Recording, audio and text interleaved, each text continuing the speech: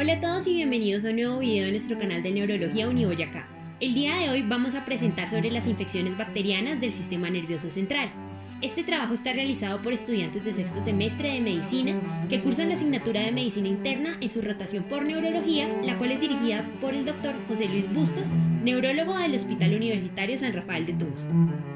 Esta revisión está basada en el artículo Bacterial Infections of the Central Nervous System, realizado por Paul Pina y Karen Ross y publicado en Theme Medical Seminar in Neurology in 2019. Las infecciones bacterianas del sistema nervioso central requieren un diagnóstico y manejo urgente.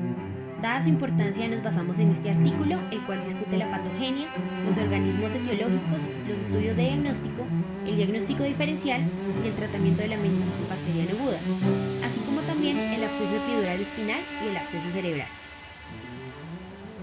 Meningitis bacteriana aguda, también denominada meningoencefalitis. Es una emergencia neurológica potencialmente mortal.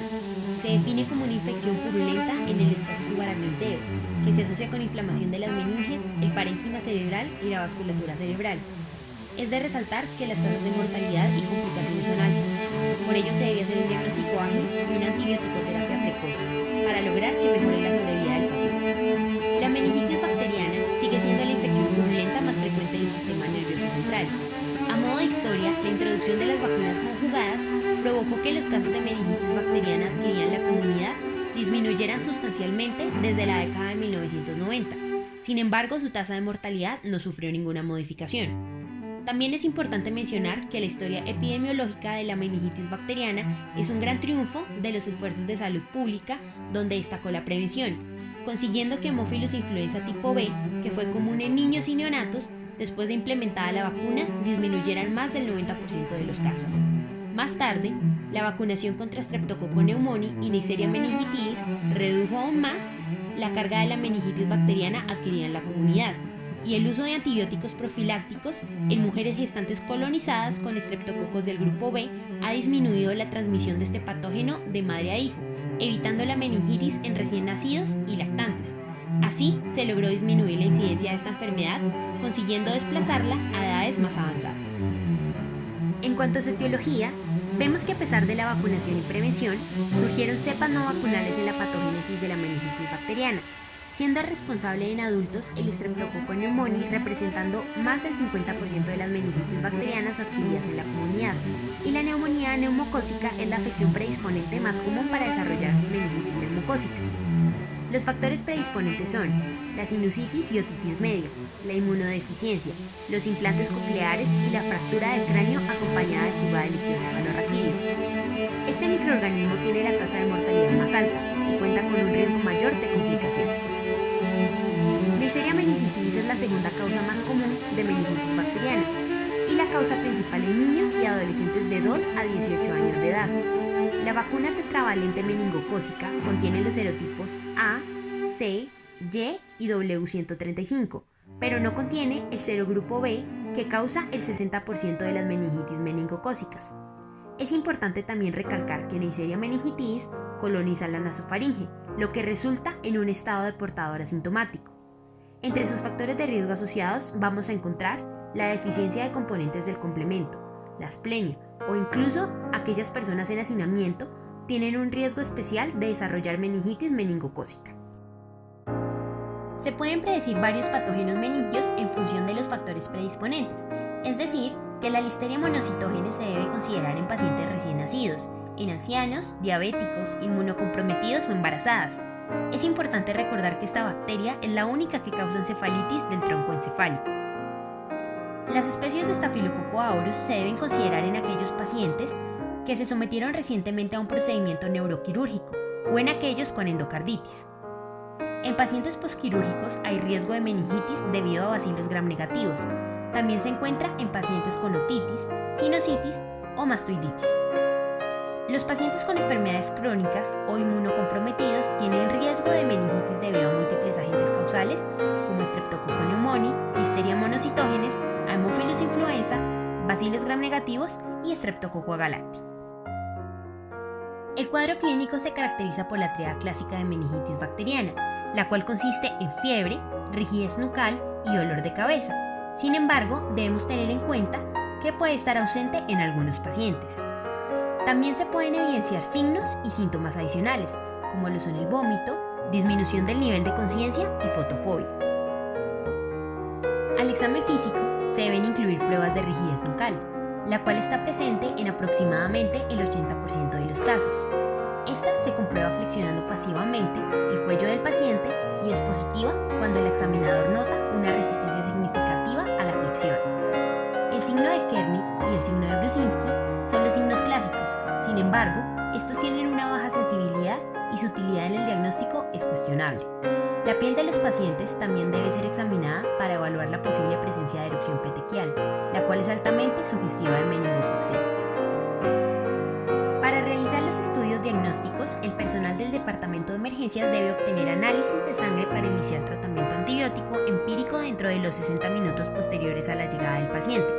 Los biomarcadores séricos pueden ayudar en el diagnóstico de meningitis bacteriana, entre los cuales encontramos la procalcitonina y la proteína C reactiva, siendo útiles para diferenciar una meningitis bacteriana de una viral. La primera ha sido ampliamente estudiada y cuando está elevada se considera un excelente predictor de meningitis bacteriana en lugar de viral. En cuanto a la proteína C reactiva, es un biomarcador confiable pero no es tan específico como la procalcitonina. A continuación, podemos observar una tabla en la que se encuentra la terapia antimicrobiana empírica que debe ser utilizada teniendo en cuenta el patógeno bacteriano predicho relacionado con la condición predisponente del paciente.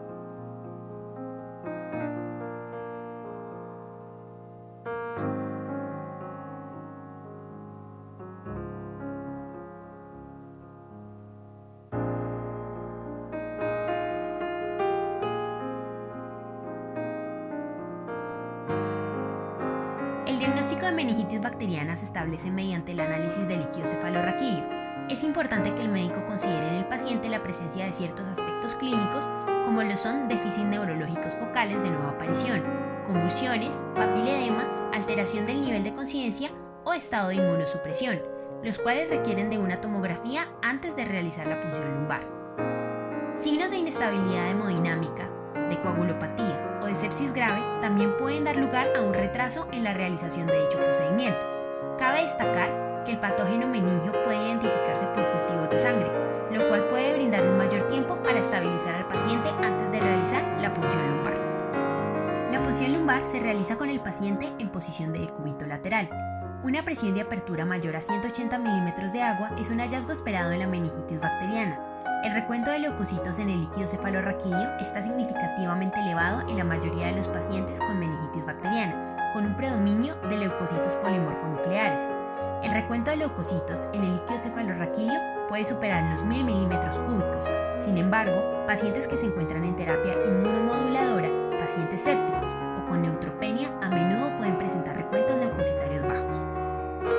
La hipoglucorraquia o concentración baja de glucosa en líquido cefalorraquídeo es una característica cardinal de la meningitis bacteriana. La presencia de una concentración menor a 40 miligramos sobre decilitro o una relación con suero menor a 0.40 es indicativa de meningitis bacteriana. Hay que tener en cuenta el diagnóstico diferencial de hipoglucorraquia, el cual incluye carcinomatosis leptomeningia, neurosarcoidosis y causas fúngicas o micobacterianas de meningitis. Se deben enviar pruebas adicionales incluidas la concentración de proteínas, tinción de Gram, cultivos y lactato. La concentración de proteínas mayor a 45 miligramos sobre decilitro es común en meningitis bacteriana, sin embargo no es específica. Los cultivos de líquido cefalorraquídeo y la tinción de Gram revelan el agente etiológico en aproximadamente el 80 y 60% de los casos. La medición de la concentración de lactato en líquido cefalorraquídeo no se recomienda rutinariamente en meningitis bacteriana adquirida en la comunidad, pero probablemente tenga una utilidad al considerar el diagnóstico de meningitis bacteriana neuroquirúrgica. La aglutinación en látex fue una prueba útil para la detección de varios antígenos bacterianos. Esta tenía una alta especificidad, pero una sensibilidad relativamente baja, y ha sido reemplazada por ensayos de reacción en cadena de la polimerasa. The Film Array es un panel de meningitis encefalitis de PCR molecular multiplex por medio del cual se puede lograr la identificación de 14 patógenos, incluidas 6 bacterias, dentro de las cuales se encuentran Escherichia coli, Haemophilus influenza, Listeria monocytogenes, Neisseria meningitidis, Streptococcus pneumoniae y Streptococcus agalacti, Sin embargo, hay que tener en cuenta que paneles como este no están disponibles en todos los hospitales. Los estudios de imagen a menudo se realizan en pacientes con meningitis bacteriana. La resonancia magnética es superior a la tomografía en la detección de isquemia cerebral y edema, y generalmente es la modalidad de imagen preferida, salvo contraindicaciones.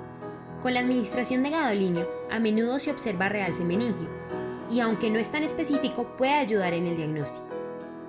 La resonancia magnética post-contraste puede detectar trombosis venosa cerebral, otra posible complicación de la meningitis. Esta además puede ayudar a hacer diagnóstico diferencial, por ejemplo, demostrando un absceso cerebral o hallazgos consistentes con encefalitis herpética simple. El diagnóstico diferencial de meningitis bacteriana incluye meningitis causadas por otros patógenos como los hongos, virus y micobacterias. Tanto las meningitis bacterianas como el absceso intracraneal pueden causar cefalea, fiebre, déficit neurológico focal y convulsiones. En el caso de las encefalitis infecciosas, principalmente por virus del herpes simple tipo 1, son difíciles de diferenciar en su presentación clínica por sí solas y pueden ser mejor delimitadas a través de imágenes, análisis de líquido cefalorraquídeo y ocasionalmente electroencefalograma. En la imagen de la parte superior podemos observar un corte axial de una secuencia FLAIR o inversión atenuada del fluido, donde vemos unas gliosis bitemporales. En la segunda imagen se observa un corte coronal con hiperintensidad mesotemporal y en la última podemos observar un electroencefalograma en el que vemos los PLETs, o también conocidos como descargas epileptiformes lateralizantes periódicas, características que asociadas a pleiocitosis linfocítica del líquido cefalorraquídeo y una concentración normal de glucosa nos sugieren una encefalitis herpética, para la cual debería adicionarse aciclovir como manejo empírico y realizar una PCR para virus del herpes simple en líquido cefalorraquídeo. Terapia antimicrobiana. La meningitis bacteriana es una emergencia neurológica y debe sospecharse en todo paciente con fiebre y cefalea. Es importante que la punción lumbar no retrase el inicio de la terapia antimicrobiana. Sin embargo, se debe realizar dentro de pocas horas para identificar el patógeno meningio a través de tinción de Gram y cultivo. En la siguiente tabla se resume la terapia empírica basada en los agentes más comunes y las condiciones asociadas al paciente junto a sus factores predisponentes y según el grupo etario. Se sugiere incluir la combinación de una cefalosporina de tercera o cuarta generación más vancomicina para dar cobertura a Streptococcus pneumoniae y Neisseria meningitidis en niños y adultos menores de 55 años. La ampicilina se añade al manejo empírico de Listeria monocytogenes en menores de 3 meses y mayores de 55 años y en pacientes con enfermedades crónicas e inmunosuprimidos. La doxiciclina se debe considerar si se sospecha de infección transmitida por garrapatas. En pacientes con mastoiditis, sinusitis u otitis, el metronidazol se debería añadir para cubrir anaerobios gram negativos. Si se sospecha de meningitis asociada a un procedimiento neuroquirúrgico, se debe incluir cobertura empírica contra Staphylococcus aureus y bacterias gram negativas, incluida Pseudomonas aeruginosa con vancomicina más ceftazidime y meropenem. Una vez identificado el agente patógeno y se conoce su sensibilidad antimicrobiana, la terapia antimicrobiana es modificada. La meningitis meningocócica requiere 7 días de una cefalosporina de tercera o cuarta generación. Los contactos cercanos deben ser tratados con rifampicina por 2 días. En caso de embarazo, deben ser tratados con ceftriaxona intramuscular.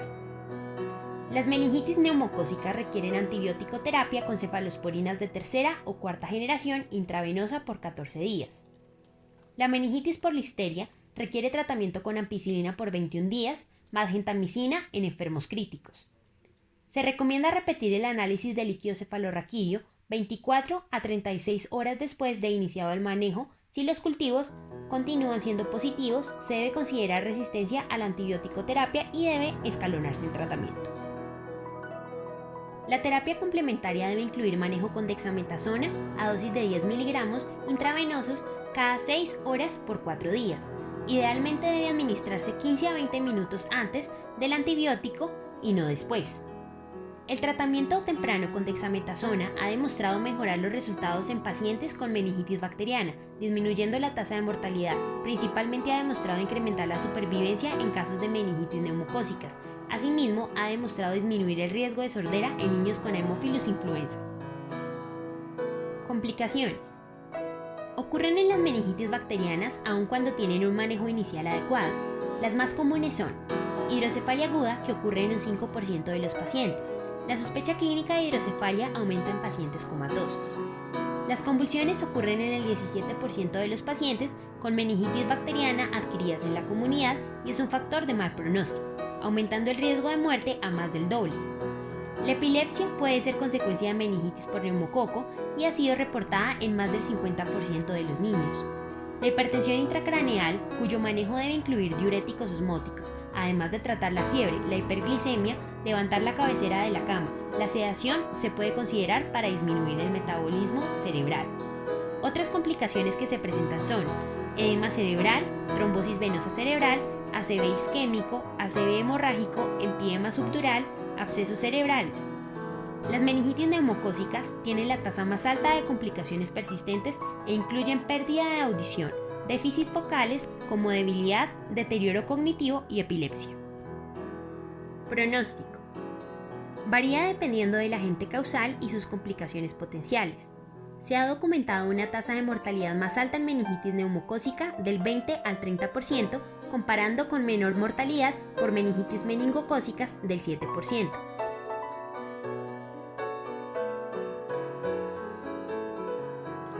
Absceso cerebral.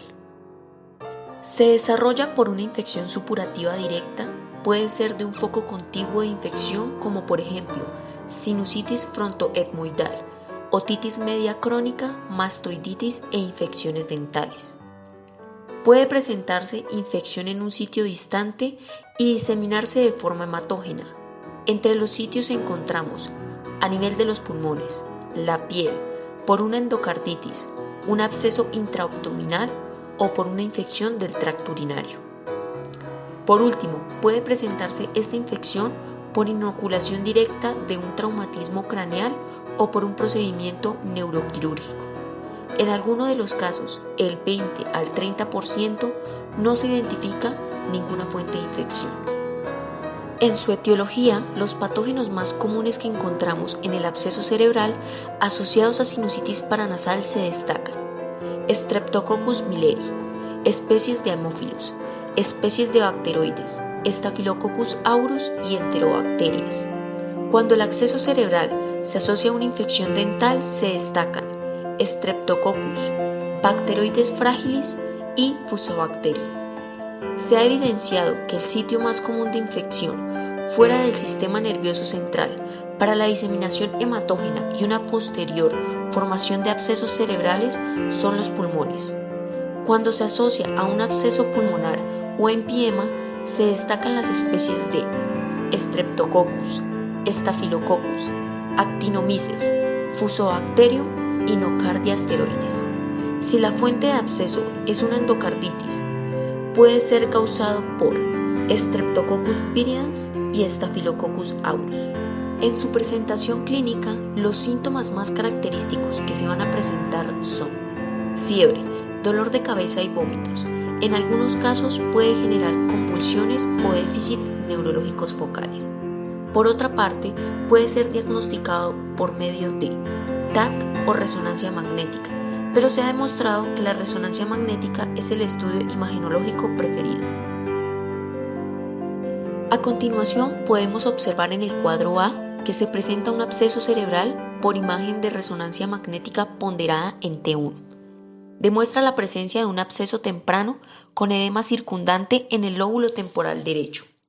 En el cuadro B se observa un absceso con un borde grueso de realce a nivel del lóbulo temporal derecho. En el cuadro C presenta un absceso cerebral en imágenes ponderadas de difusión. Se observa una difusión restringida brillante, anormal, típica de centro necrótico. En el cuadro D demuestra disfunción restringida con hiperintensidad. En su administración, los organismos etiológicos se pueden identificar por medio de un gram y cultivo. Cuando se conocen los cultivos y las sensibilidades antimicrobianas, las terapias antibióticas intravenosas deben continuar durante 6 a 8 semanas, seguidas de un ciclo de terapia antimicrobiana de 2 a 3 meses. La terapia con corticosteroides se usa en pacientes con edema cerebral que causa un efecto de masa, aumento de la presión intracraneal y una hernia cerebral inminente.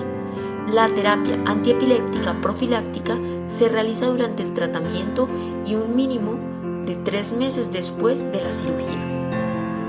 A continuación, podemos observar una tabla de las dosis recomendadas de los antibióticos comúnmente utilizados en el tratamiento de infecciones bacterianas del sistema nervioso central.